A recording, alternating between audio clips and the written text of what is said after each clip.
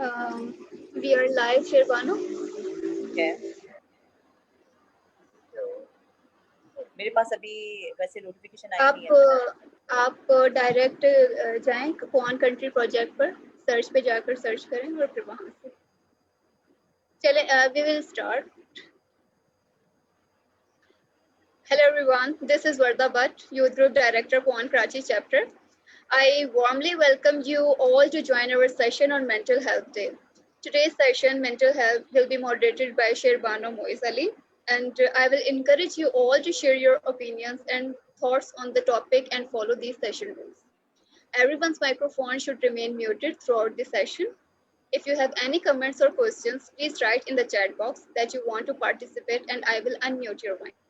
Please make sure you stick to the topic while sharing your opinions or asking questions. We expect everyone to be respectful and refrain from using any type of abusive language towards anyone. Let me introduce our guest as well, Ms. Amna Noreen, a clinical psychologist. She will talk about the challenges women face while working and how their mental health get affected when our society put pressure on them. Now, over to you, Ms. Shirbano. Thank you very much, Varda. So I'd like to add some introduction of Ms. Amna. She is basically a clinical psychologist, an operational manager, and research associate at Pakistan Institute of Living and Learning, PIL. And she has a vast experience in research and psychological issues. Apart from that, she is a silver medalist and a PhD scholar. So, Amna, we should start a topic, and my first question with you will be, as we all know that September is basically a suicide prevention month, and still there are in every 40 seconds a one person dies because of the suicide. And of course suicide starts from a mental illness, and it's always a start with the depression. So here we had narrowed down our topic and related it to the issues, the challenges which a working woman usually faces. So first I would like you to tell me about something, that what is a basic difference between a depression and a stress, because most of the time we don't understand that are we in a stress or are we suffering from a depression. Thank you, Sheher Banu, for having me. And I think it's very important that we should talk about the mental health challenges working women face. And I hope it will be, very interesting for the audience, especially those who are working women. So it's very important, to understand the difference between depression and stress. And secondly, that how, depression, it affects women more than men. Basically, usually people, they misinterpret or they consider depression and stress as one, but it's not like that. Depression एक basically mental health condition है जो कि आपकी, अगर हम उसमें देखें, उसमें कुछ सिम्टम्स होते हैं जो कि आप में अगर एटलीस्ट 2 वीक्स तक वो सिम्टम्स हैं तो हम उसको डिप्रेशन कह सकते हैं, कि जिसमें एक कुछ जो मेन सिम्टम्स है, जैसे सैडनेस हो गया, होपलेसनेस हो गई, और अगर बहुत सिवियर स्टेट में है जैसे मेजर डिप्रेशन में, तो सुसाइड आइडिएशन या सुसाइडल थॉट्स हो सकती है। वो लोगों से कट ऑफ हो जाते हैं, विड्रॉ फ्रॉम पीपल, और उसके अलावा उनकी जो है वो लैक ऑफ इंटरेस्ट होता है, हॉबीज में, एक्टिविटीज में इंटरेस्ट नहीं लेते, लैक ऑफ एनर्जी, मोटिवेशन होती है, एपेटाइट उनकी चेंज हो जाती है, या एनर्जी जो है वो उनकी डाउन होती है। सो डिप्रेशन बेसिकली आपकी डेली लाइफ की फंक्शनिंग को इफेक्ट करता है। लेकिन अगर हम कंपैरेटिवली इसके बरक्स अगर स्ट्रेस को देखें, तो स्ट्रेस एक normal, it's a normal part of life. आप उसको एक डिप्रेशन मुझे इस वजह से भी हो सकता है कि अगर मुझे जॉब में कोई डेडलाइन मिली है और वो मैं मीट नहीं कर पा रही, तो मुझे स्ट्रेस हो सकता है। मुझे घर पे किसी वजह से जल्दी आना है, मैं ऑफिस की वजह से जल्दी नहीं आ पा रही, तो मुझे स्ट्रेस हो सकता है। बच्चों में अगर एग्जाम का प्रेशर है या उनके एग्जाम होने वाले हैं, उस वजह से भी स्ट्रेस हो सकता है। सो थोड़ा बहुत स्ट्रेस वो आपकी मोटिवेशन के लिए भी ज़रूरी है, कि अगर हो तो आप मोटिवेटेड रहते हैं। बट वो अगर एक सर्टन लेवल से बढ़ जाए तो यस, वो आपको डिप्रेशन की तरफ लीड कर सकता है। हाई ब्लड प्रेशर हो सकता है, वेट गेन, वेट लॉस हो सकता है, हार्ट डिजीज के साथ भी एसोसिएटेड हो सकता है। और कुछ वार्निंग साइंस होते हैं कि आप कह सकते हैं कि यस, स्ट्रेस जो है वो एक लेवल से बढ़ रहा है, कि जैसे अगर आपकी स्लीप में या एपेटाइट में चेंज आ रहा है, आप चीज़ों पे फोकस नहीं कर पा रहे काम पे, या आप जो है आपको जो है वो हेडेक हो रहा है, सर दर्द हो रहा है, तो ये चीज़ जो है वो बेसिकली आपको ये स्ट्रेस के कुछ साइन है। बट दोनों बेसिकली बिल्कुल एक सेपरेट आप कह सकते हैं कि ज़रूरी नहीं है कि स्ट्रेस में आपकी डेली फंक्शनिंग जो है वो उतनी ज़्यादा जो है वो इफेक्टेड हो। Since Amna, we are living in this pandemic era, so most of the women who like work from the home during these days, so which kind of the challenges they actually faced and how this affect the work, like the health of mental health of a woman?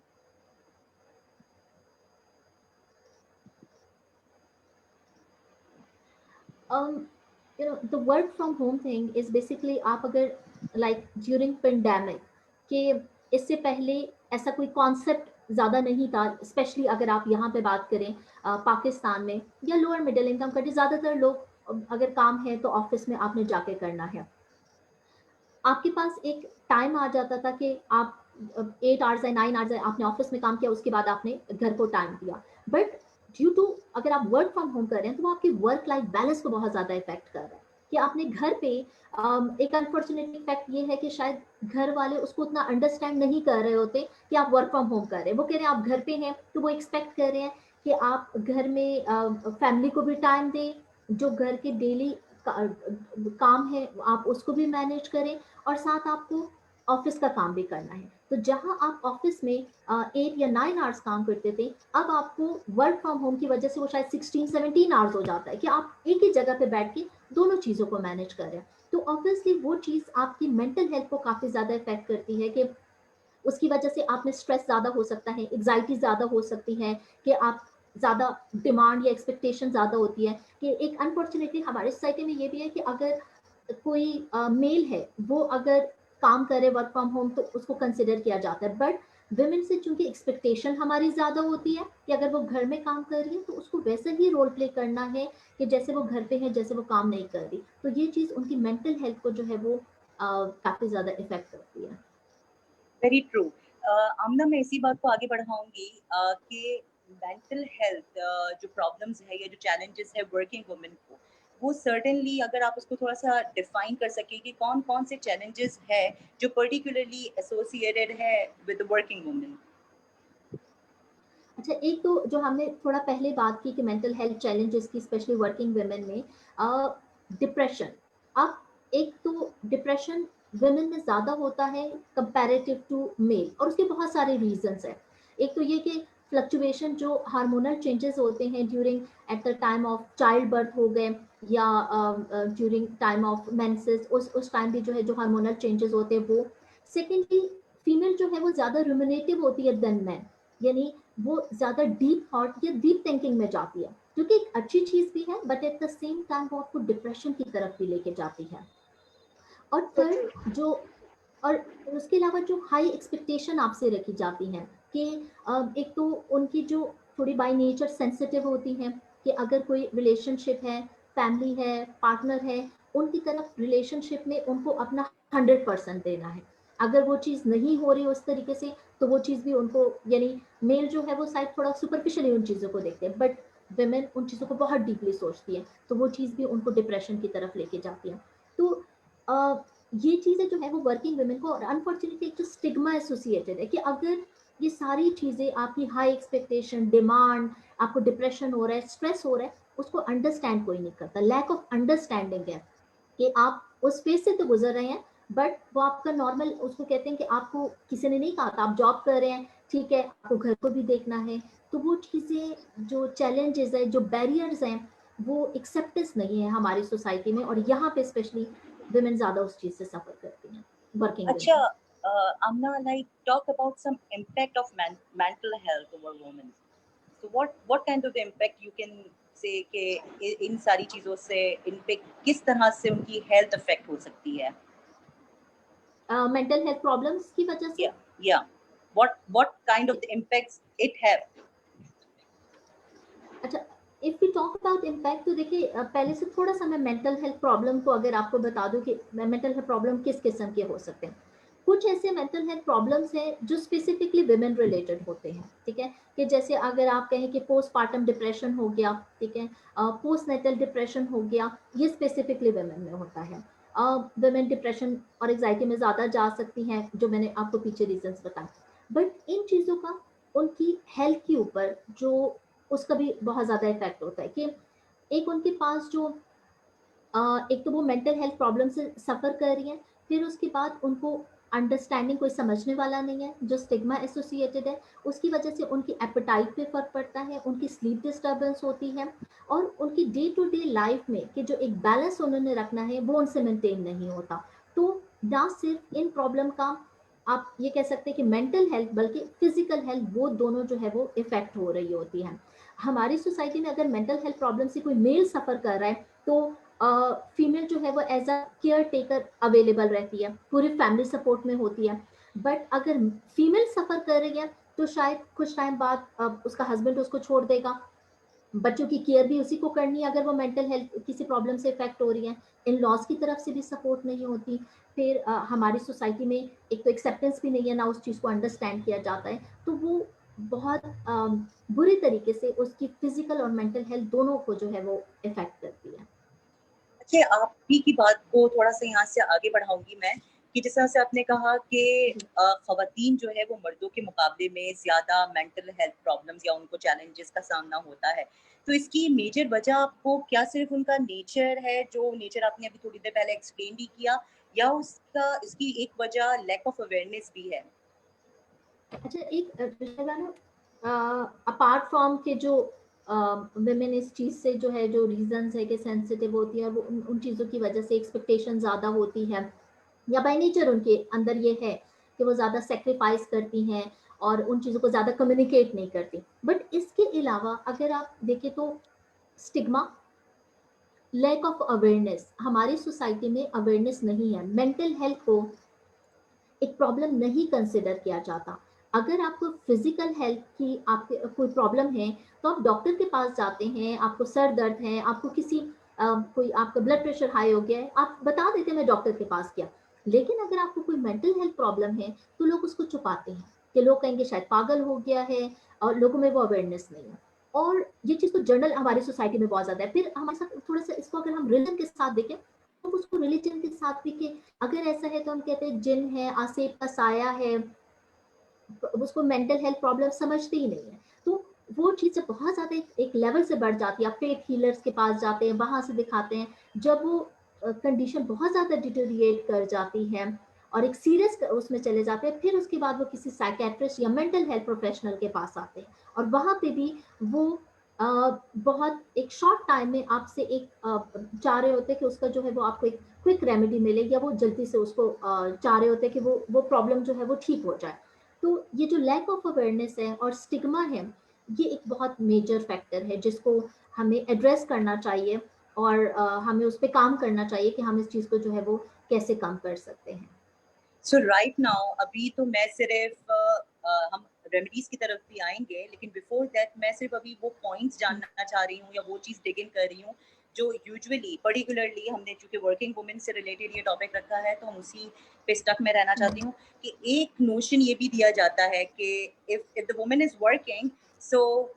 Like she has to choose over family और a career. सो ये भी उसको एक बहुत pressure होता है working women के लिए कि आप मतलब फैमिली की तरफ से भी और वर्क प्लेस की तरफ से भी कि चूंकि आपने अपना करियर चूज किया है ओवर फैमिली, तो ये नोशन किस हद तक अफेक्ट करता है and how to deal with all these things? अच्छा, देखिए, पहले तो इस चीज़ में ये जानना बहुत ज़रूरी है कि कैरियर अगर कोई चूज करता है, तो शायद कुछ लोग ऐसे होंगे जो बाय चॉइस उसको लेंगे, बहुत सारे ऐसे होंगे जिनके लिए वो एक रिस्पॉन्सिबिलिटी है कि अगर मैं कोई जॉब कर रही हूँ, तो मे बी मुझे अपनी फैमिली को हेल्प आउट करना है, मुझे अपने पार्टनर को हेल्प आउट करना है, मेरे पेरेंट्स को शायद ज़रूरत हो, यानी फाइनेंशियल आप हेल्प के तौर पर भी करते हैं। तो पहले तो इस चीज़ को अंडरस्टैंड करना बहुत ज़रूरी है कि हर किसी के लिए वो चॉइस नहीं है, बहुत सारे के लिए एक रिस्पॉन्सिबिलिटी है अपनी फैमिली के लिए। दूसरी चीज़ ये कि एक वर्किंग वुमेन जब काम स्टार्ट करती है, तो एक हाई एक्सपेक्टेशन होती है कि अब आपने वर्क फैमिली बैलेंस मेंटेन करना है, जो कि बहुत ज़रूरी है। और उसके लिए हमें वर्क फैमिली बैलेंस को समझना बहुत ज़रूरी है कि जब आप अपनी पर्सनल लाइफ और प्रोफेशनल लाइफ दोनों को इक्वल लेके चलें, जो कि मेल के कंपैरेटिव फीमेल के लिए बहुत मुश्किल होता है। कि जहां आपसे ये एक्सपेक्ट किया जा रहा है कि आप जॉब तो कर रहे हैं, साथ आपको फैमिली को भी देखना है, आपको अपने घर के वो सारे काम करने हैं जो आप काम करने से पहले कर रहे थे। तो इस चीज में उनके ऊपर डिमांड, उनसे एक्सपेक्टेशन, उनके ऊपर प्रेशर ज्यादा होता है एक वर्किंग वुमेन के ऊपर। जब वो एक प्रेशर होता है कि आपने फैमिली को चूज करना है या कैरियर को चूज करना है, और ये चीज उनकी मेंटल हेल्थ को बहुत इफेक्ट करती है कि ये चीज उनको स्ट्रेस में लेके जाती है और उनको डिप्रेशन हो सकता है। उसकी वजह से वो इरिटेबिलिटी का शिकार होती है, और फिर एक ये भी होता है कि लोग उसको अंडरस्टैंड नहीं करते। अगर वो इरिटेट हो रही है या वो इस तरह के कुछ सिम्टम शो हो रहे हैं, तो लोग फिर भी वो एक्सपेक्ट करते हैं कि वो आपको एक परफेक्ट वे में बिहेव करे। तो ये चीज आई थिंक इसका अगर हम ये सारे जिसकी वजह से वो मेंटल हेल्थ से उनकी मेंटल हेल्थ को इफेक्ट कर रहा है, इसको डील करने के कुछ वेज हो सकते हैं। जैसे हमारी सोसाइटी में मैंने ये नोटिस किया है, या आई थिंक आपने भी इस चीज़ को नोटिस किया होगा, कि खवातीन कम्युनिकेट नहीं करती उन चीज़ों को। वो समझती हैं कि शायद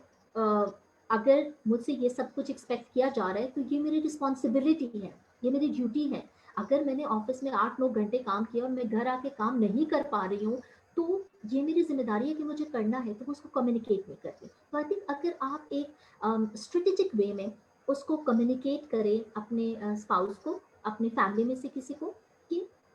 तो शायद वो अंडरस्टैंड करें। Same for work. अगर आप ओवरबर्डन हो रहे हैं, आपको लगता है कि आपका काम जो कि 8 आवर्स होना चाहिए था वो 9, 10, 12 आवर्स हो रहा है और आपके काम को इफेक्ट कर रहा है, तो आप एक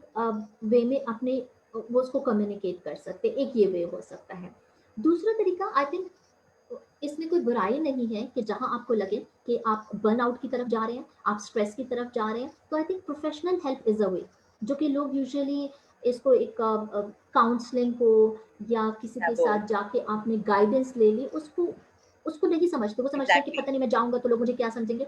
तो आई थिंक वो आपके पास एक सोल्यूशन है कि आप जाके किसी से गाइडेंस ले सकते हैं, किसी से डिस्कस कर लें। अगर आप थोड़ी देर, एक ये भी होता है कि अगर आपकी थोड़ी देर एक्टिव लिसनिंग, कोई आपकी बात सुन ले, तो आपका वहाँ पे कैथारसिस हो जाता है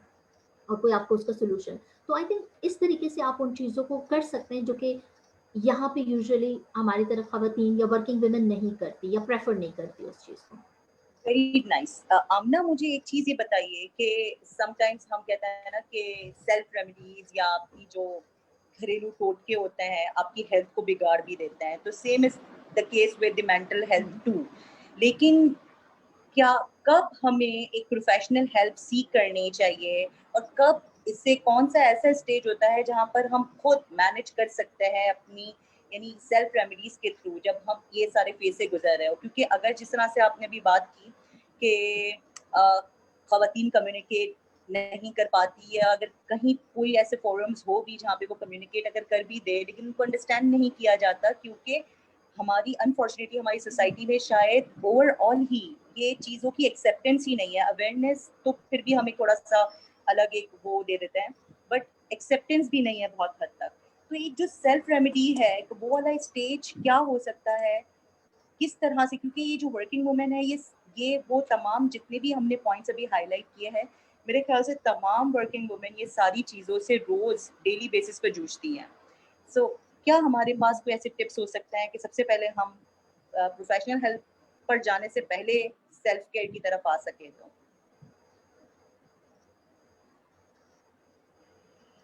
अच्छा देखिए, सेल्फ केयर एक बहुत इंपॉर्टेंट, कि आप जैसे मी टाइम हो गया या आपका सेल्फ केयर है, वो बड़ा ज़रूरी है। देखिए, काम एक ऐसी चीज़ है कि आप जब स्पेशली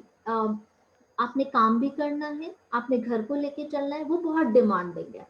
वो उसको अगर आप उसमें एक मी टाइम या सेल्फ केयर नहीं टाइम अपने लिए निकालेंगे, तो वो आपको बर्न आउट की तरफ लेके जा सकता है। वो आपको एक ऐसे स्टेज पे ले जा सकता है कि जहां आप डिप्रेशन से गुजर सकते हैं, आपको स्ट्रेस हो सकता है।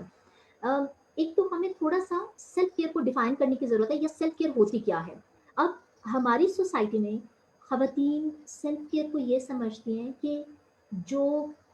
या मी टाइम उनका वो होता है जहाँ पे वो अपने घर वालों को टाइम, अगर वो टाइम अपने लिए निकाल रही है, तो वो ये है कि वो हस्बैंड की केयर कर रही है, बच्चों की केयर कर रही है और अपने लॉस की केयर कर रही है। और अगर आप उनसे ये पूछें कि आपने पूरे दिन में अपने लिए कब टाइम निकाला, तो वो आपको बताएंगी कि मैंने अपने लिए वो टाइम निकाला कि मैंने अपने बच्चों की केयर की। That's not me time. Me time आपका वो है जहाँ पे आपके ऊपर कोई रिस्पॉन्सिबिलिटी नहीं है, आपसे कोई कुछ नहीं एक्सपेक्ट कर रहा, वो आपका अपना टाइम है, तो आपके पास एटलीस्ट दिन में आप बेशक आधा आधा घंटा ऐसा निकालें कि जो आपका अपना हो। बेशक आप उसमें टीवी देख लें, बेशक आप उसमें कोई बुक पढ़ लें या कुछ ऐसा, तो वो चीज़ बहुत ज़रूरी है। बेशक 1 घंटा हो, आधा घंटा हो, लेकिन वो आपका अपना हो। ये चीज़ बहुत ज़रूरी है for working women health, mental health. Secondly, self care. आप बेशक कहीं, यानी अगर आप अपनी सेल्फ केयर नहीं करेंगे और सारा टाइम इन रिस्पॉन्सिबिलिटीज़ को करने में गुजार देंगे, तो वो चीज़ आपकी अगेन मेंटल और फिजिकल हेल्थ को इफेक्ट करती हैं। तो प्रोफेशनल हेल्प लेने से पहले कुछ ऐसी चीज़ें हो सकती हैं कि तो आप अपने लिए थोड़ा सा इन चीज़ों में टाइम निकालें 24 आवर्स काम करने के बजाय। दूसरी चीज़ ये हो सकती है कि हमारे वर्क लाइफ में या जहाँ हम काम कर रहे हैं, वहाँ पे कोई एक ऐसा सेंटर या एक ऐसी वो हो कि आप एटलीस्ट आपस में कुलीग्स उस चीज़ को डिस्कस कर सकें। यानी इस चीज़ को एक्सेप्टेंस होनी चाहिए कि ऐसा नहीं है कि अगर आप अपने कुलीग से कुछ डिस्कस करें कि आज मैं स्ट्रेस में हूँ, आज मेरा काम करने का दिल नहीं चाह रहा, आज मैं टेंशन, तो वो ऐसा ना करे कि ये देखो ये कैसी बातें कर रहे हैं। मतलब पहले तो हमें आपस में इस चीज़ की बहुत ज़रूरत है ना, कि हम बजाय किसी प्रोफेशनल, फिर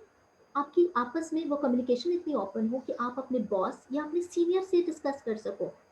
कि आज अगर आपको जो है वो जॉब से जल्दी जाना है, जिस सेटअप में आप काम करें उन लोगों के लिए अंडरस्टैंडिंग बहुत ज़रूरी है। तब जाके, जब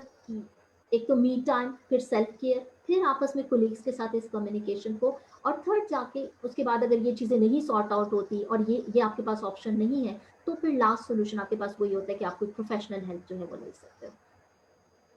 अभी आपने एक वर्ड यूज किया अपनी कन्वर्सेशन के दौरान कि बर्न आउट, तो मैंने जहाँ तक जो चीज़ें कंसीव की कि डिप्रेशन वाले मोड में भी पहुँचने से पहले हमारी बॉडी या हमारा माइंड हमें अलार्म दे रहा होता है कि हम वो बर्न आउट सिचुएशन के बाद फिर उसमें शायद फॉल इन कर जाए। तो अगर उसी सिचुएशन में हम ये चीज़ नोटिस अपने बारे में कर लें कि यस हम लोग बर्न आउट सिचुएशन में या अभी उस फेज में जा रहे हैं, तो क्या उस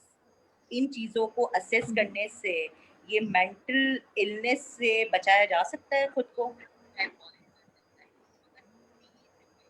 बिल्कुल, आप आपने बिल्कुल ठीक कहा शहबानो कि देखिए, पहले तो इस चीज़ को आइडेंटिफाई करना बहुत ज़रूरी है कि बर्न आउट है क्या। जब आप उस स्टेज से गुजर रहे होते हैं, आपको लगता है कि वर्क डिमांड आपसे ज़्यादा हो गई है, फैमिली डिमांड या एक्सपेक्टेशन आपसे बहुत हाई है, और उसकी वजह से आप अपनी काम पे फोकस नहीं कर पा रहे हो, आप अपनी फैमिली लाइफ पे फोकस नहीं कर पा रहे हो, आपकी वर्क से एब्सेंटिज्म बहुत ज़्यादा है, आपकी डेडलाइंस आ रही है, आप उनको डिले कर रहे हो, आप इमोशनली एग्जॉस्ट हो, आप सेल्फ केयर नहीं करें, ये सारी चीज़ें आपकी एक इंडिकेशन होती है कि आप बर्न आउट की तरफ जाते हो। ठीक है, आप ऑफिस का टाइम हो गया, आपका जाने का दिल नहीं कर रहा, तो इसका मतलब ये सारी चीज़ें वो इंडिकेट कर रही है। तो अगर हम ये इसके लिए वो जब हम रेमेडी की तरफ आएंगे, तो आई थिंक अवेयरनेस इन चीज़ों की बहुत ज़रूरी है कि आप जब ये आइडेंटिफाई कर ले, तो वो चीज़ आपको डिप्रेशन में ले जाने से पहले, और आप इन चीज़ों को डील कर लें और आप किसी से डिस्कस कर लें, तो वो एक वे हो सकता है कि आप डिप्रेशन में जाने से पहले ही उन चीज़ों को सॉर्ट आउट कर सकते हैं। अच्छा, अभी भी पाकिस्तान के अंदर पर्टिकुलरली कि यहाँ पर कंसल्टेशन के हवाले से या क्लिनिकल साइकोलॉजिस्ट हो गए या जो आपके साइकाट्रिस्ट हो गए, उनकी तादाद भी ना सिर्फ कम है, अवेयरनेस की तो हम अभी बात ही नहीं कर रहे, वो तो हमने ऑलरेडी डिस्कस भी किया, क्योंकि उनकी तादाद भी कम है और जाहिर सा हर एक का इतना एक्सेस भी नहीं है कि आप हर बंदा जो इससे सफ़र कर रहा है या एंजाइटी है या डिप्रेशन है या वर्क स्ट्रेस है व्हाटएवर, तो क्या किस तरह से ये प्रोफेशनल हेल्प सीख की जा सकती है, कौन कौन से ऐसे प्लेटफॉर्म्स है जहाँ से जिनसे कनेक्ट हुआ जा सकता है, ये ज़रा प्लीज़ बता दीजिएगा। अब जैसे पाकिस्तान में या हमारे कंट्री में 67% पॉपुलेशन ऐसी है जो रूरल एरियाज में है, और ज़्यादातर रूरल एरियाज में जो आउट पेशेंट होते हैं, उनको प्राइमरी केयर जो सर्विसेज होती हैं वो थ्रू बेसिक हेल्थ यूनिट के थ्रू प्रोवाइड की जाती है, या गवर्नमेंट डिस्पेंसरीज होती हैं उनके थ्रू प्रोवाइड की जाती हैं, और जो कि ना होने के बराबर है। और उनमें अगर आप मिटर्नल हेल्थ के लिए देखें मेंटल हेल्थ सर्विसेज, तो वो तो बहुत ही कम है, और स्पेसिफिकली अगर है भी, तो वो आपकी मेंटल हेल्थ को नहीं इतना ज़्यादा एड्रेस करते। हमारी सोसाइटी में यहाँ पे साइकेट्रिस्ट ना होने के बराबर है। आपकी एक एक ओपीडी में एक एक क्लिनिक में एक साइकेट्रिस्ट, उसके लिए अब वो एक टाइम पे जो है 50 से ज़्यादा या 40 से ज़्यादा पेशेंट को देख रहा होता है, जो कि उनकी अपनी हेल्थ के लिए भी अच्छा नहीं है, मतलब वो भी बर्नआउट की तरफ जा सकते हैं। तो जहाँ इतनी ज़्यादा कमी है कि हमारे पास मेंटल हेल्थ प्रोफेशनल्स नहीं है और हर बंदी की एक्सेस नहीं है, और स्पेशली रूरल एरियाज के थ्रू,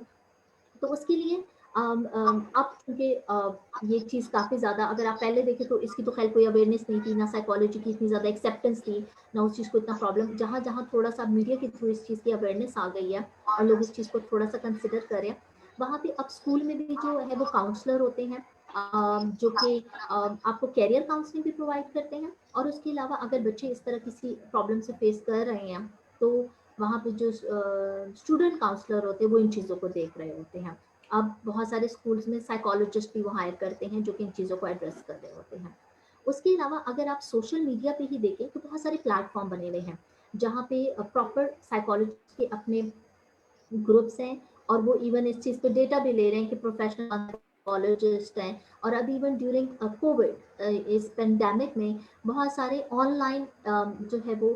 इस तरह की एक्सेस लोगों को मिल गई है कि उन्होंने अपने जो है वो हेल्पलाइन के नंबर्स दिए हुए हैं, या कि जहाँ पे आप कॉल करके, और अगर आपको कोई जो है किसी किस्म की काउंसलिंग चाहिए तो वो आपको मिल सकती है। तो जाहिर बात है हर बंदा नहीं जा सकता हॉस्पिटल अफोर्ड करना, हर बंदे को पता भी नहीं है कि कहाँ साइकोलॉजिस्ट बैठे। अगर आप किसी भी गवर्नमेंट या किसी हॉस्पिटल में देखें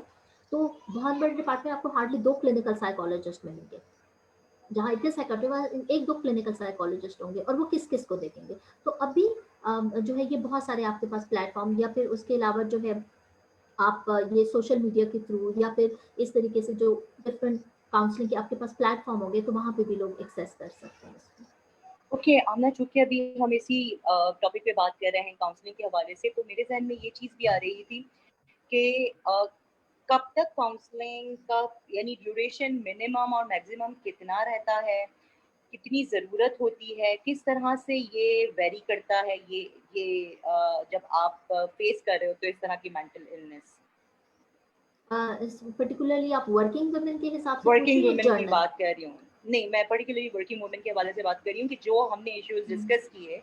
जो mental issues working women face कर रही होती है, उनकी हीलिंग के लिए कितना काउंसलिंग का क्या टाइम पीरियड, टाइम फ्रेम होता है, मिनिमम और मैक्सिमम उसकी रेंज क्या रहती है, ताकि एक जो खातून ये सफ़र कर रही है साइलेंस में, वो इस चीज़ को अगर ओप करे तो उसको ये भी पता हो कि वो इस चीज़ से ना घबराए, कि ऐसा ना कि, क्योंकि बहुत सारे लोग ये भी सोचते हैं आमना कि शायद ये अब लाइफ टाइम वाली चीज़ हो, चाहे ये शायद ये डिसऑर्डर अभी हमेशा मुझे रहना है, मुझे हर टाइम इसकी नीड रहेगी। क्या कुछ ऐसा प्रोसीजर होता है कि एक दफ़ा आपने थेरेपी स्टार्ट की and then you are getting on by own, आप इसकी हीलिंग प्रोसेस में आ जाते हो? तो मैं सिर्फ ये ड्यूरेशन जानना चाह रही थी इसकी। अच्छा, इस पे जाने से पहले मैं अगर थोड़ी सी क्लैरिटी इस चीज़ की दे दूं कि अब स्पेशली जो हमें सुन रहे हैं, अगर उसमें ऐसा कोई है जो साइकोलॉजी बैकग्राउंड का नहीं है, और अगर कोई हेल्प लेना चाहता है ताकि वो इस चीज़ से डर ना जाए कि शायद वो बहुत लॉन्ग टर्म या इस तरह होता है, तो बेसिकली काउंसलिंग, और अगर आप कहें कि किसी साइकोलॉजिकल जो आप डिसऑर्डर की टर्म यूज़ करें, या थेरेपी, दोनों में थोड़ा सा डिफरेंस है। जब आप किसी डिसऑर्डर की बात करते हैं, ठीक है, या वो हो सकता है कि आपका एक क्लियर कट डिसऑर्डर आप तब कहेंगे जब आपकी वो डेली फंक्शनिंग को इफेक्ट कर चुका हो, आपकी सोशल लाइफ, आपकी जो है वर्क लाइफ, आपकी फैमिली लाइफ, हर चीज इफेक्ट हुई हो तब, और उसमें आपकी वो पर्टिकुलर डिसऑर्डर के आपके सिम्टम्स आ रहे हो, और आप अपनी डेली लाइफ को मेंटेन नहीं कर पा रहे, तब आप जाके कोई प्रॉपर थेरेपी लेते हैं। और वो डिपेंड करता है कि आप किस किस्म की, यानी आप थेरेपी शॉर्ट टर्म भी होती है, लॉन्ग टर्म भी होती है, उसमें आपके प्रॉपर सेशंस चल रहे होते हैं। बट काउंसलिंग आपके लिए एक काइंड ऑफ गाइडेंस है, एक आपको वे देता है कि अगर आप, स्पेशली मैं वर्किंग वुमेन के हिसाब से बात करूंगी कि घर में भी प्रॉब्लम चल रहे, ऑफिस का काम मैनेज नहीं हो रहा, मैं अपनी लाइफ की फंक्शनिंग मेरी उतनी इफेक्ट नहीं है, बट हाँ मुझे लगता है कि इफेक्ट हो सकती है, तो उसके लिए हो सकता है कि काउंसलिंग के मेरे 2 सेशन भी ना हो, मैं गई, मे बी वो मेरा, मुझे अपने फ्रेंड से भी मिल सकती है, जरूरी नहीं है मैं किसी प्रोफेशनल के पास जाऊँ, मुझे मेरी कुलीग से भी मिल सकती है, वो हो सकता है कि मुझे अपने फैमिली में किसी से मिल सकती है, अपने पेरेंट्स से बात करने से मिल सकती है, अपने सीनियर से बात करने से मिल सकती है, अपने सुपरवाइजर से, दैट कुड बी एनीवन, जरूरी नहीं है कि आप किसी प्रोफेशनल के पास जाएं, तो वो आपको एक वे बताएं, एक गाइडेंस बताएं कि इस चीज को ऐसे सॉर्ट आउट किया जा सकता है और आपकी फंक्शनिंग इफेक्ट नहीं हुई और आप उसको कर रहे हैं। So that could be 2 session हो सकते हैं, 3 हो सकते हैं। बट येस, अगर जब आपकी अनफॉर्चुनेटली थोड़ा सा मैंने जैसे पहले बात की कि लोगों को अवेयरनेस नहीं होती, जब चीज़ें एक बहुत उस लेवल तक चली जाती है कि उसका कोई सोल्यूशन नहीं मिल पाता, कि पहले वो फेथ हीलर्स के पास जाते हैं, जरा सा उनकी इरिटेबिलिटी या चीज़ें बढ़ जाती तो लोग कहते हैं कि पता नहीं पागल हो गया, इसको किसी मौलवी को दिखा दो, इसको किसी फेथ हीलर, मतलब उनके साथ उनके पास लेके चले जाते हैं। तो उस स्टेज में जाने से पहले अगर अवेयरनेस हो तो आई थिंक 2-3 या वो कि आपको किसी से भी मिल सकते काउंसलर। अच्छा, आपने जैसा से बात की कि काउंसलिंग आपकी कोई फ्रेंड भी कर सकती है और कोई आपकी कोलीग्स भी कर सकते हैं, कोई भी हो सकता है काउंसलर इनिशियल लेवल पर। लेकिन Amna, I am just scared in at this point के से for example if I am suffering, मुझे कोई स्ट्रेस है या मुझे कोई डिप्रेशन है या एंजाइटी है, and if I talk to a non professional who is not aware of a tips, और उसको नहीं पता कि मुझसे दो शी और ही इज वेरी ऑनेस्ट, वो दे केयर फॉर मी, मेरा बहुत ख्याल भी रखते हैं और मेरे लिए अच्छा भी चाहते हैं, but against they are not professional, तो क्या उनकी काउंसलिंग मेरा डिप्रेशन या मेरी गाइडलाइन या मेरा पाथ को थोड़ा सा अफेक्ट कर सकता है इस तरह से? यदि मैं कितना, मुझे कितना अवेयर होना चाहिए इस चीज के लिए कि मैं समझ जाऊं कि ये यहाँ से ये चीज थोड़ी सी नेगेटिव है? अच्छा देखिए, इसके लिए ना कुछ चीज जो हमने पहले अवेयरनेस की बात की कि वो कि एक तो आपको खुद पता हो कि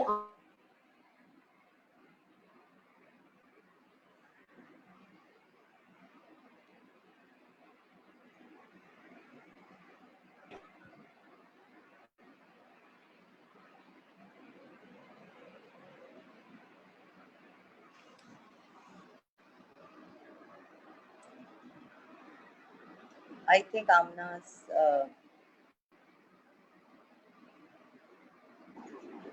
मे बी उनका कोई इंटरनेट इशू हो।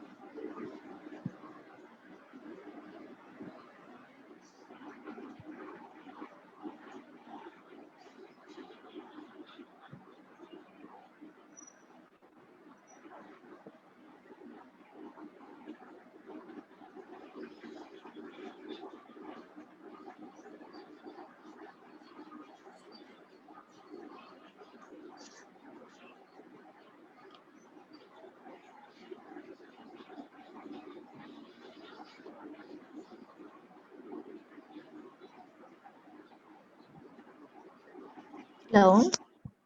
Hello, Amna, can you hear us? Yes, I can. Sorry, थोड़ा सा नेट का इशू हो गया था. No worries. It's okay. Carry on. अच्छा, सो हम बात कर रहे थे कि जो शहर बानो ने काफी अच्छा पॉइंट पूछा कि हम काउंसलिंग और क्या हमारा फ्रेंड जो है अगर हम उनके पास जा रहे हैं तो क्या हमारी वो उस तरह काउंसलिंग कर सकते हैं. तो देखिए, अगर आपको स्ट्रेस है, जो हमने पहले बात की कि डिप्रेशन और स्ट्रेस में बहुत डिफरेंस है, तो अगर आपको नॉर्मल स्ट्रेस है काम का या उसका, तो वो तो आप अपने फ्रेंड या कोलीग से डिस्कस कर सकते हैं. बट यस, अगर आपको कोई डिसऑर्डर है, जो हमने पहले बात की कि डिप्रेशन है, एग्जाइटी है, या पोस्टपार्टम डिप्रेशन है, तो उसके लिए आपको फिर क्लिनिकल साइकोलॉजिस्ट या थेरेपिस्ट से जो है वो उनको जो है वो उसको ज्यादा बेहतर आपको बता सकते हैं, क्योंकि उनकी जो है वो क्वालिफिकेशन होती है, उनका जो है वो उसमें उनकी वो फील्ड होती है, तो वो आपको ज़्यादा उनकी जो है मतलब थेरेपीज़ के थ्रू या उनको उनकी सिम्पटम्स पता होते हैं, जो कि आपका फ्रेंड तो आपको बेसिक थोड़ी बहुत अगर आपका स्ट्रेस है या डे टू डे लाइफ में कोई प्रॉब्लम आ रहा है, तो वो चीज़ आपको उनसे डिस्कस करके अपना कैथारसिस कर सकते हैं। आमना, एक सवाल बहुत ज़्यादा भी पूछा जाता है क्योंकि हम जब बात कर रहे होते हैं मेंटल हेल्थ की, तो मेंटल इलनेस तक पहुंचने से पहले, क्योंकि हम कहते हैं ना कि prevention is better than cure, तो क्या ऐसी चीजें हैं, यानी कौन सी ऐसी आपकी मेंटल हेल्थ को अच्छा बनाने के लिए क्या लाइफस्टाइल होना चाहिए या क्या ऐसे तरीकाकार है जिसको अपना कर आपकी जो मेंटल हेल्थ है वो अच्छी हो सकती है? अच्छा देखिए, मेंटल हेल्थ में एक तो अगर हम पर्टिकुलरली आज चूंकि हम वर्किंग वुमेन के हिसाब से बात कर रहे हैं, अगर हम उसकी तरफ थोड़ा सा देखें, तो एक जो मैंने पहले बात की कि वर्क लाइफ बैलेंस के लिए आपके पास सेल्फ केयर, आपका मी टाइम का होना बहुत ज़रूरी है। ओके, सेकेंडली जैसे थोड़ा सा टाइम अगर आप निकालें कि आप एक्सरसाइज करें, अपनी डे टू डे लाइफ में जो आपकी अ, थोड़ा सा टाइम हो कि आप अपनी हॉबीज हैं या आपकी एक्टिविटीज हैं, उसको रखें, वो चीजें बहुत जरूरी हैं। फिर उसके बाद आपके जो है ऐसी या नेगेटिविटी, जैसे अगर आपको लगता है कि वर्क लाइफ में कोई ऐसी चीजें हैं आपकी जो कि आपकी हेल्थ पे थोड़ा नेगेटिव इफेक्ट कर रही हैं, तो उन चीजों को अवॉइड करना। कि हर चीज का, जैसे मैंने आपको पहले कहा कि फीमेल थोड़ी ज्यादा रिमिनेटिव होती है, चीजों को बहुत डीपली लेती हैं, चीजों को जो है बहुत ज्यादा सोचती हैं, तो वो जो बहुत ज्यादा सोच होती है ना, वो भी आपको आपकी मेंटल हेल्थ को इफेक्ट करती है। तो कुछ चीजें ऐसी होती हैं कि आपको हर चीज को बहुत डीपली नहीं लेना होता, हर चीज को बहुत डीपली नहीं सोचना होता, कुछ चीजों को आपको इग्नोर भी करना होता है। और स्पेशली ये वर्क लाइफ में बहुत जरूरी है कि जहां आपको जो है वो बहुत सारे लोग के साथ डील करना पड़ता है, तरह तरह के लोग होते हैं, तो आपको अपनी मेंटल हेल्थ को करते हुए इन इन चीजों को जो है वो अगर आप रखते हैं, तो वो चीज आपकी मेंटल हेल्थ को जो है वो सही रख सकती है। आप ही की जवाब से बस एक बात को यहाँ पे मैं इस चीज को दूर, थोड़ा सा कंफ्यूजन को दूर करना चाह रही थी कि जी। नेगेटिविटी से, ठीक है, कुछ थॉट्स पे तो हमारा अपना कंट्रोल भी नहीं होता, वो हम समटाइम्स कोशिश भी कर रहे होते हैं बट वो चल रही होती है।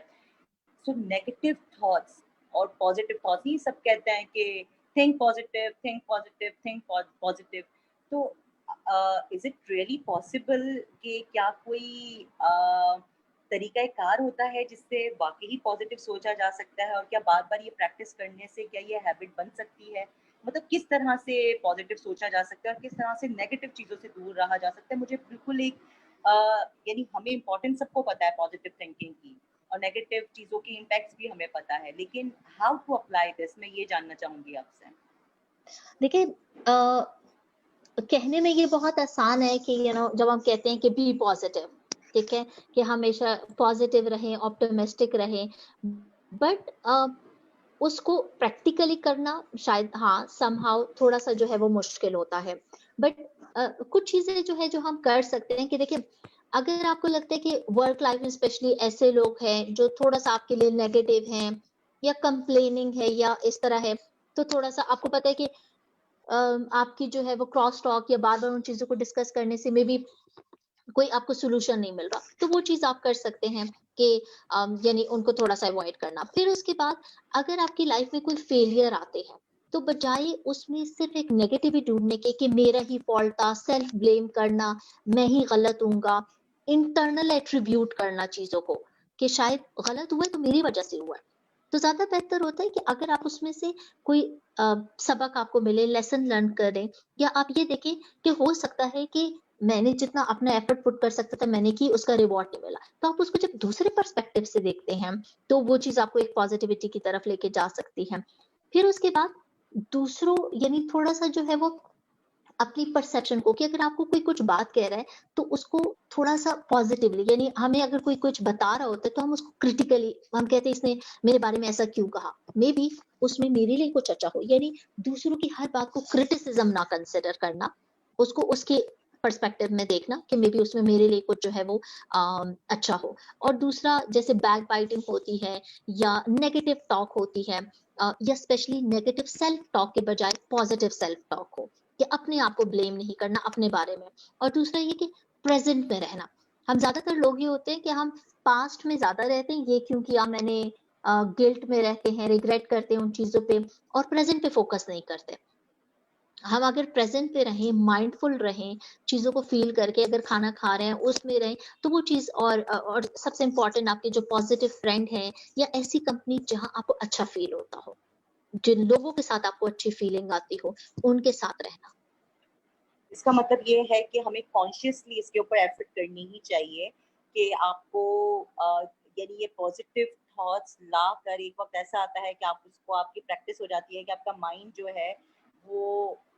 नेगेटिव सिचुएशन में से भी कोई ना कोई पॉइंट पॉजिटिव कंसीव कर लेता है। क्या सचमुच ऐसा ही है? यानी मतलब हमारा माइंड इस तरह से प्रैक्टिस करते करते ये वर्किंग इस तरह से शुरू हो जाती है? देखिए, कुछ चीजें ऐसी ऑटोमेटिक थॉट्स होती हैं, जैसे कुछ थॉट्स को तो आप एकदम से आपके माइंड में आती हैं, ठीक है। अब उसमें बहुत सारे फैक्टर्स होते हैं, आपका पास्ट एक्सपीरियंस कैसा रहा है, अगर कोई एडवर्स चाइल्डहुड एक्सपीरियंसेस हैं, तो वो आपकी लाइफ को इस तरह शेप कर लेते हैं कि आप हमेशा चीजों के बारे में नेगेटिव ही सोचते हैं,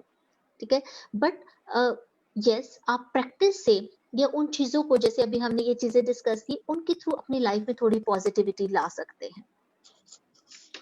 Okay. Amna, when I was searching about this topic, so I just came across with the word MDD, which is massive depressive disorder. So ये रिसर्च में और पढ़ने में ये आया कि खवातीन इससे ज्यादा अफेक्ट होती है। थोड़ा सा आप इसको ब्रीफ कर सकेंगी? अच्छा, मेजर डिप्रेसिव डिसऑर्डर बेसिकली, जैसे हमने पहले बात की थी, इसमें बेसिकली आपके आपके जो सिम्टम्स होते हैं, यानी अगर आपके सिम्टम्स जो है वो एटलीस्ट फॉर 2 वीक्स, और जो हमने पहले सिम्टम्स की बात की थी कि सिवियर डिप्रेशन में हो सकता है आपको सुसाइडल थॉट या सुसाइड आइडिएशन हो सकती है,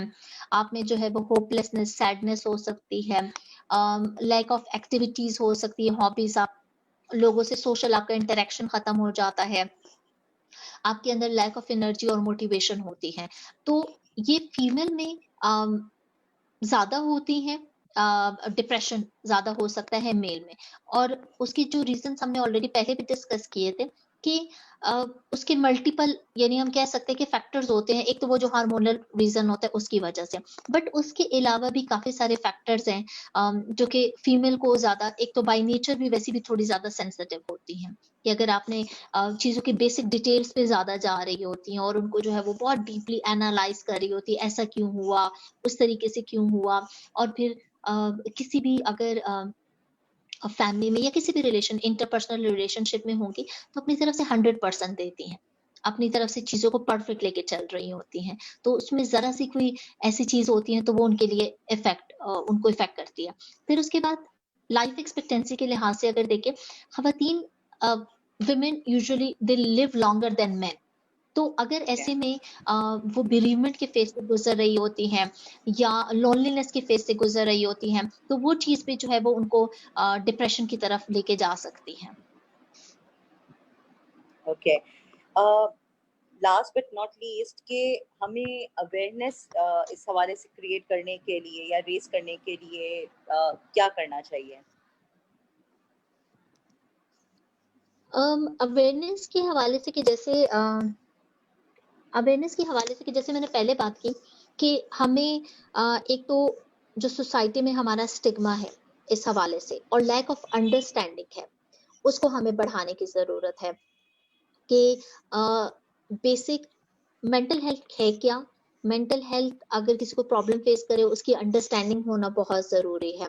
और जो सोसाइटी में उसकी एक्सेप्टेंस नहीं है उसका होना बहुत ज़रूरी है, उसको समझना। दूसरी चीज़ ये कि अगर हम इसको, यानी गवर्नमेंट लेवल पे भी थोड़े से ऐसे लेजिस्लेशन बनाए, ऐसे पॉलिसीज हो कि अब तो चूंकि थोड़ा असेंबली में या आप नेशनल असेंबली में देखें तो इन चीज़ों को थोड़ा एड्रेस किया जा रहा है कि साइकोलॉजिस्ट की ज़रूरत है, साइकेट्रिस्ट की ज़रूरत है, होने चाहिए, मेंटल हेल्थ इश्यूज को डिस्कस किया जाता है। इवन हमारे प्रेसिडेंट ने इस चीज को एड्रेस किया है, सुसाइड को, कि जो है इस तरह की हेल्पलाइन होनी चाहिए जिसपे लोग, तो अब तो इस चीज को डिस्कस किया जा रहा है, बट उसकी प्रॉपर इम्प्लीमेंटेशन बहुत जरूरी है, स्पेशली गवर्नमेंट लेवल पे, कि पॉलिसीज तो बन जाती है बट उसकी कोई इम्प्लीमेंटेशन नहीं होती। फिर उसके बाद अगर आप इस तरह की जो प्राइमरी केयर सर्विसेज प्रोवाइड करते हैं, या आपके जो है जहाँ आप काम कर रहे हैं, या आपके करिकुलम में ऐसी चीजें होनी चाहिए। ये बेसिकली आपकी स्कूल लाइफ से स्टार्ट होना चाहिए कि हमारे करिकुलम में ऐसा कुछ नहीं है कि जो मेंटल हेल्थ के बारे में हो, कि बताएं कि मेंटल हेल्थ होते क्या है, मेंटल हेल्थ प्रॉब्लम होते हैं। अगर आपको शुरू से ही इस चीज के बारे में इंफॉर्मेशन नहीं होगी या नॉलेज या एजुकेशन ना दी जाए, तो आपको लेटर ऑन उन चीजों की अंडरस्टैंडिंग नहीं होती। तो एक तो ये चीज होनी चाहिए। फिर उसके बाद उसकी ट्रेनिंग अवेयरनेस बहुत जरूरी है, कम्युनिटी लेवल पे बहुत जरूरी है, स्कूल लेवल पे बहुत जरूरी है। जैसे Pakistani institute of living and learning, हम डिफरेंट इससे रिलेटेड प्रोजेक्ट्स कर रहे हैं, चाइल्ड एंड विमेन या मदर हेल्थ के ऊपर काफी सारे प्रोजेक्ट्स कर रहे हैं। हम कम्युनिटी में जाते हैं, school, colleges, workshop, different universities में कराते हैं। बट ये हमें एज अ सोसाइटी करने की जरूरत है, सोसाइटी के तौर पर करने की जरूरत है। और जितना ज्यादा लोग इसमें कंट्रीब्यूट करेंगे, जहां जहां प्लेटफॉर्म पे इसकी अवेयरनेस दी जाएगी, तो उतना ज्यादा लोगों में इसकी अवेयरनेस आएगी। स्पेशली इसमें सबसे ज्यादा इंपॉर्टेंट रोल जो है वो मीडिया का है। आप उसको social media, print media, electronic, different media के थ्रू जब लोगों को अवेयरनेस देंगे कि इस तरह के प्रॉब्लम्स होते हैं, और अब तो इवन कुछ ऐसे ड्रामा आ रहे हैं जिसमें इन इश्यूज को हाईलाइट किया जा रहा है कि मेंटल हेल्थ प्रॉब्लम होते हैं। बल्कि अभी रिसेंटली एक चैनल पे ऐसे एक चैनल पे ऐसे ड्रामा आ रहा है जिसमें वो दिखा रहे हैं कि इसमें स्टिग्मा है, लोग उसको हाइड करते हैं और अंडरस्टैंडिंग नहीं है लोगों में, और वो वही पाथवे यूज करते हैं जो हम बहुत टाइम से डिस्कस भी कर रहे थे कि फेथ हीलर के पास जाएंगे, और अंडरस्टैंडिंग नहीं है। तो आई थिंक अगर इस तरह मीडिया अपना रोल प्ले करे पॉजिटिव, तो लोगों में ये अवेयरनेस आ सकती है। आमना, एक लास्ट ये भी चीज बता दीजिएगा प्लीज, चूंकि आप जब बात कर रही थी इस हवाले से कि अवेयरनेस और इसकी रेमेडीज भी है, काउंसलिंग भी इसका एक हल है। बहुत सारे लोग चूंकि जब जिस तरह से सेल्फ मेडिकेशन की तरफ आते हैं, तो वो जब जब बिल्कुल हेल्पलेस हो जाता है, जब जाहिर सी बात है कोई कहीं से भी उनको तवज्जो नहीं मिलती या कोई सुनने वाला नहीं होता, तो वो मेडिकेशन मतलब medicine not medication sorry medicine की तरफ चले जाते हैं। क्योंकि समटाइम्स कुछ ऐसी भी फॉर सम टाइम पीरियड के लिए कुछ ऐसी मेडिसिन होती है ट्रैंक्विलाइजर्स के, उसको खाने से वो रिलीफ मिल जाता है और वो उनके आदी भी हो जाता है। तो ये सेल्फ मेडिकेशन किस कदर हार्मफुल है, और मेडिकेशन की तरफ जाए भी तो प्रिस्क्राइब भी जब जाए तो वो कौन सा स्टेज होता है कि उसकी तरफ जाना चाहिए, और वो कितनी, अगेन वही वाली बात कि उसका ड्यूरेशन कितना हो सकता है, क्या वो लाइफ टाइम होती है वो मेडिकेशन मेडिसिन सॉरी। शर्वानी, आपने बहुत एक अच्छा क्वेश्चन है, और आई थिंक ये लोगों के लिए जानना बहुत जरूरी है कि देखिए, सेल्फ मेडिकेशन तो नॉट से कि मतलब ये बिल्कुल भी ठीक नहीं होती। स्पेशली जब आपको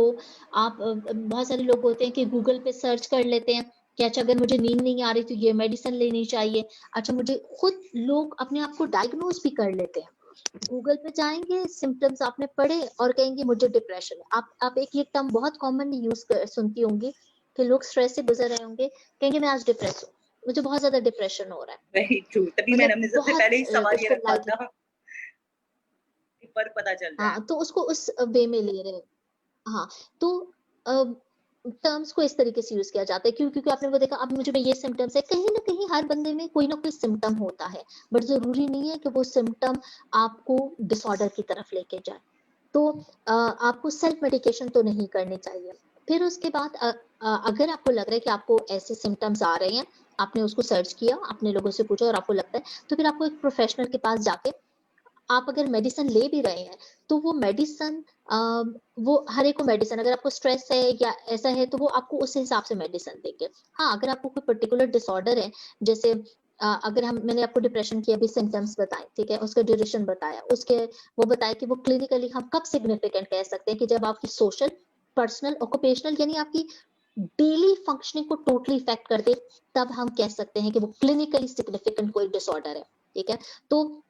इस तरह बहुत सारे डिसऑर्डर्स होते हैं। मैं अब हर एक अगर नाम लूंगी तो शायद बहुत सारे लोग साइकोलॉजी बैकग्राउंड के ना हो और वो उस चीज को समझ ना सके, बट अगर आप उसमें हैं तो वो डॉक्टर आपको फिर उस हिसाब से कि उसकी सिवियरिटी कितनी है, उसकी इंटेंसिटी कितनी है, उस हिसाब से मेडिकेशन का वो वेरी करता है कि अगर इंटेंसिटी और सिवियरिटी ज्यादा है तो मे बी वो आपको कुछ मेडिकेशन होती है, जैसे अगर आप डिप्रेशन के लिए ले रहे हैं और आपको सिवियर डिप्रेशन नहीं है, माइल्ड है, तो मे बी 6 मंथ के अंदर आपको ठीक हो सकता है। अगर आपको कोई सिवियर डिसऑर्डर है या जैसे साइकोसिस होता है जिसमें आपका रियलिटी से कांटेक्ट खत्म हो जाता है, तो कुछ ऐसी मेडिकेशन होती है जो आपको लाइफ टाइम लेनी पड़ती है। बट उसमें जो एक बहुत इंपॉर्टेंट चीज है वो है कंप्लायंस, कि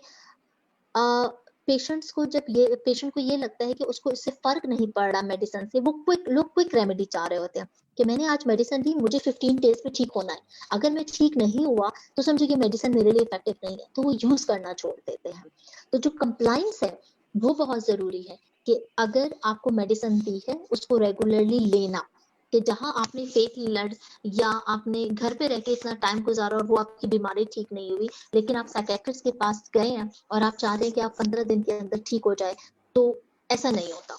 मतलब आपको थोड़ा सा उसके लिए फिर वेट करना पड़ता है और रिजल्ट उसका आने में भी टाइम लगता है।